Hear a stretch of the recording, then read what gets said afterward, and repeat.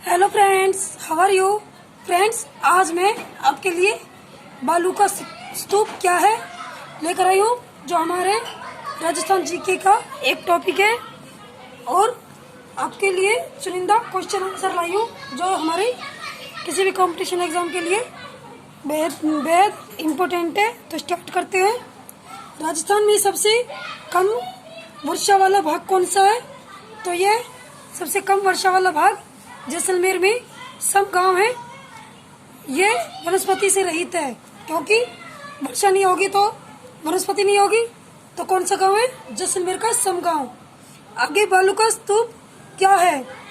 जहां पर बालू किसको बोलते हैं? रेत, मिट्टी को बोलते हैं। जहां पर बालू के टीले पाए जाते हैं, ऐसे प्रदेशों को बालू का स्तूप कहते हैं। ऐसे प्रदेश में 50.50 बालू का स्तूप मिलते हैं, जो हवाओं के कारण अपना स्तूप बदलते हैं। क्या बदलते हैं? अपना रूप बदलते हैं, तो उनको बालू का स्तूप कहते हैं। 58.50 यानी कि 60 पॉइंट के समथिंग है। आगे देखते हैं बालू का स्तूप को किन दो भागों में बांटा गया है? तो इनको दो भागों में बांटा गया है, अनुदैर्घ्य और अनुप्रस्थ। अनुदैर्घ्य पवन के समांतर कि जैसे पवन चलती है वैसे ये लंबे और गहरे होते हैं। इनका आकार लंबा और गहरा हो जाता है, तो इनको क्या बोलते हैं? अनुदैर्घ्य। आगे अनुप्रस्थ पवन के विपरीत दिशा में बनने वाले ये मरुस्थलीय के लिए उत्तरदायी है, यानी कि ये पवन के विपरीत दिशा पर बनने से ये बनते हैं मरुस्थल वाले प्रदेश में। आगे धोरे क्या है? रेत के विशालदार टीलों को स्थानीय भाषा में धोरे कहते हैं। जो रेत के बड़े बड़े टीले होते हैं उनको स्थानीय भाषा में धोरे बोलते हैं। सर और सरोवर क्या है? यानी कि सर और सरोवर क्या है?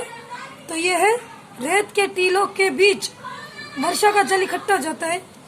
रेत के टीले होते हैं, उनके बीच जो वर्षा का जल होता है उनको क्या बोलते हैं? सर। वहाँ पे क्या पानी भर जाता है तो उनको सर बोलते हैं। नेरवा क्या है?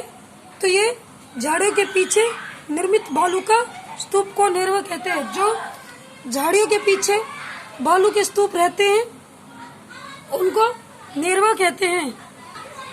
अब हम बालू का स्तूप मुक्त प्रदेश देखेंगे। पहले था बालू का स्तूप वाले प्रदेश थे, अब बालू का स्तूप मुक्त प्रदेश, जहाँ पर बालू के टीले नहीं है उनको देखेंगे।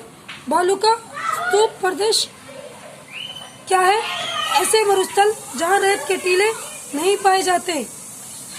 41.50% लोग लगभग मरुस्थल में बालू का स्तूप मुक्त प्रदेश है, यानी कि राजस्थान में 41.50 प्रदेश ऐसे हैं जहाँ पर बालू का स्तूप नहीं मिलते, या वहाँ मरुस्थल वाला स्थान नहीं है। जैसलमेर में पोखरण है, पोखरण से फलोदी और जोधपुर चट्टानी प्रदेश है। जैसलमेर पोखरण से फलोदी जोधपुर चट्टानी प्रदेश है। अब आगे छप्पन की पहाड़ी कहाँ पर स्थित है? छप्पन की पहाड़ी बाड़मेर में और छप्पन का मैदान बांसवाड़ा में। यानी कि ये बहुत ही टफ वाला क्वेश्चन है, तो आपको देखेंगे कि पहाड़ बाढ़, आप ऐसे बोल सकते हैं पहाड़ बाढ़, और बाकी दूसरा है ही है मैदान का बांसवाड़ा। छप्पन का मैदान बांसवाड़ा, पहाड़ और पहाड़। आगे छप्पन की पहाड़ी में क्या पाया जाता है?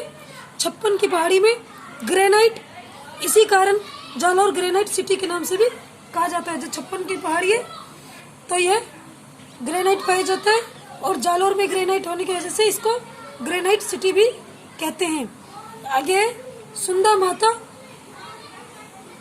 सिवाना पर्वत और नकोड़ा पर्वत क्या है?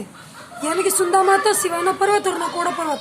छप्पन की पहाड़ियों में सुंदा माता को सिवाना पर्वत और नकोड़ा पर्वत भी कहते हैं। छप्पन की पहाड़ियां हैं जो वहाँ पर सुंदा माता का मंदिर है, सिवाना पर्वत और नकोड़ा पर्वत, इन्हीं को बोलते हैं छप्पन की पहाड़ियों को। आगे अर्धशुष्क मरुस्थलीय प्रदेश क्या है?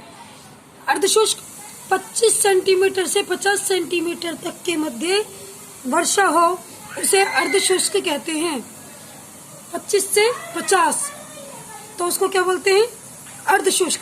ऐसे क्षेत्र शुष्क और अर्धशुष्क संक्रमणीय या प्रवृत्ति जलवायु वाला क्षेत्र होता है।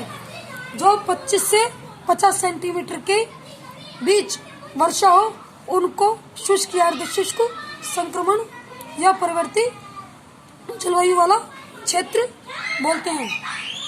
गौड़वाड़ प्रदेश, शेखावटी, नागौर, उच्च भूमि और गग्गर का मैदान किन का भाग है? यानी कि गौड़वाड़ प्रदेश, शेखावटी, नागौर, उच्च भूमि, गग्गर का मैदान किन का भाग है? तो ये 4 सामान्य अर्धशुष्क मरुस्थलीय प्रदेश के भाग है। किसके भाग है?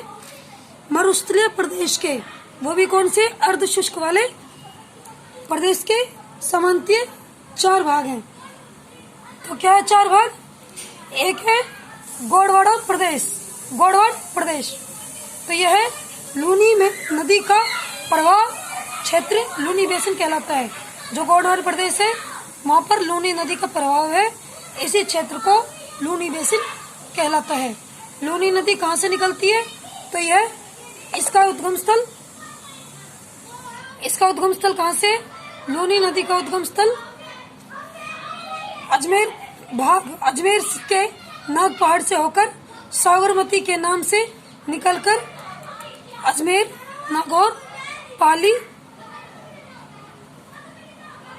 पाली, जोधपुर, बाड़मेर व जालौर के बहने के बाद ये गुजरात के कच्छ के रण में जाकर मिल जाती है। यानी कि यह अजमेर लूनी नदी जो अजमेर के नाग पहाड़ से होकर निकलती है। कहाँ से निकलती है? अजमेर के नाग पहाड़ से होकर निकलती है और अजमेर में निकलने के बाद नागौर में मिलती है, पाली में और जोधपुर, बाड़मेर और जालौर में बहने के बाद ये गुजरात के कच्छ के रण में मिल जाती है। बाड़मेर जिले के बलोत्रा स्थान से इसका स्थान जल मीठा होता है। जब बाड़मेर में जाती है तो इसका स्थान मीठा होता है, लेकिन बाद में इसका जल क्या हो जाता है? खारा हो जाता है। कैसा हो जाता है? खारा हो जाता है। अतः ये नदी मीठी खारी नदी कहलाती है। तली प्रदेश बालोत्रा में समुद्र तल से नीचे होने के कारण इसको तली प्रदेश कहते हैं। जालौर में इसी प्रदेश को नाड़ा भी कहते हैं। यानी कि तली प्रदेश को क्या कहते हैं? नाड़ा भी कहते हैं। आगे शेखावटी, तोरावटी प्रदेश, बांगड़ क्षेत्र क्या है? तो ये सीकर, झुंझुनू, आधा चूरू है, 1/3 नागौर है। इसी क्षेत्र में चूने के जमाव के कारण भूमिगत जल पाया जाता है। यानी कि सीकर है, झुंझुनू है, चूरू आधा है, 1/3 नागौर है। इस क्षेत्र में चूने का जमाव है, इसीलिए यह चूने वाला पानी मिलता है। इन क्षेत्रों में जब कुएं खोदे जाते हैं तो उनको क्या बोलते हैं? जोहड़ व नाड़ा कहते हैं। जोहड़ का सबसे गहरा स्थान क्या होता है?